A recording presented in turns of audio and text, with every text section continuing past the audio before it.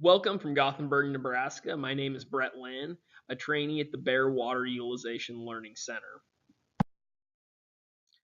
This is the fifth video in a series commemorating the 350th anniversary of the discovery of phosphorus.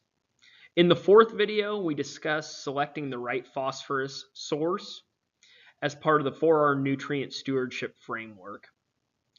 If you have not had the opportunity to view the previous videos, I highly suggest you do so, as the videos do build upon one another. In this video, we're going to discuss selecting the right rate of fertilizer within the 4R nutrient stewardship framework. To review, the 4 R's are the right source, at the right rate, at the right time, in the right place, while meeting the environmental, social, and economic demands of the cropping system. Before we can determine the right fertilizer rate, it's important that we discuss selecting a lab to collaborate with. So what are some criteria when evaluating laboratories? One aspect is cost. When submitting a large number of samples, costs can add up across those samples. Additionally, it is important to consider their recommendation program. First, are their calibrations local? Have their fertilizer recommendations been developed for your geography, soil type, and so on? Secondly, what is your phosphorus management strategy? Are you using a sufficiency approach, or have you decided to use the build and maintain approach? Some laboratories keep recommendations for both approaches. However, other laboratories will only recommend for the sufficiency or the build and maintain approach. So it's important to determine what your strategy is and what strategy a lab offers recommendations for. A key component of a good fertility program is a strong soil sampling initiative. When it comes to soil sampling, we have a couple different strategies to think about. There's whole field, zone management, and grid sampling, which can be done at a variety of frequencies, annually, specific point in the crop rotation. Additionally, we may have some supplemental sampling to diagnose deficiencies in the field. Criteria to think about when selecting a strategy and frequency: the equipment available. Can we variably apply nutrients throughout the field to meet that specific acre's needs? What is the field variability? What are the historical uses? What are the different soil types throughout the field? And what are the topographical features?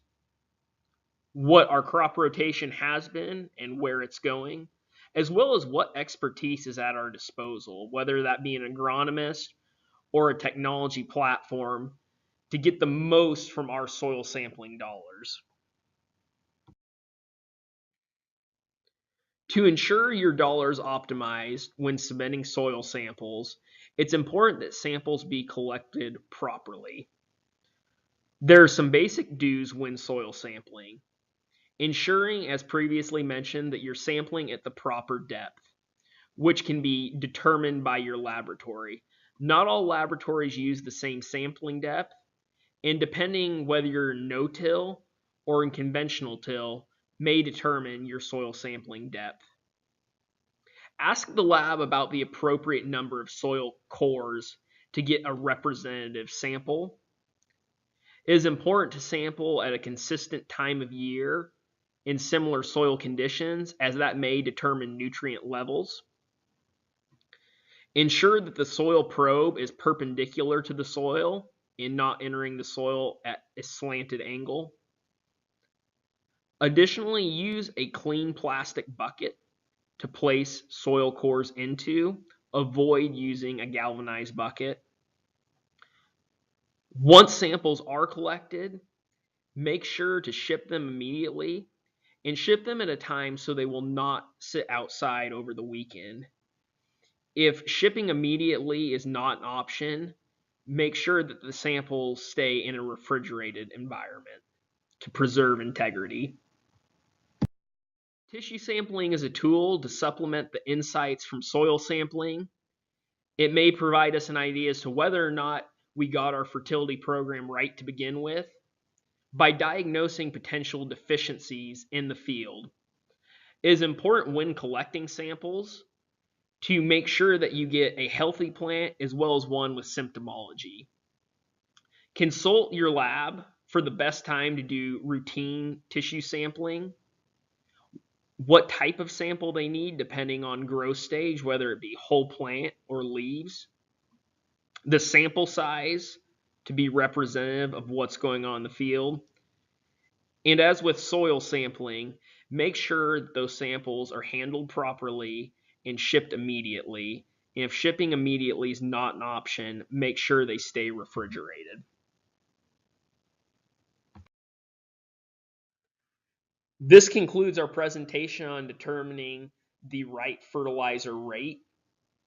I look forward to discussing the right time with you in the next video.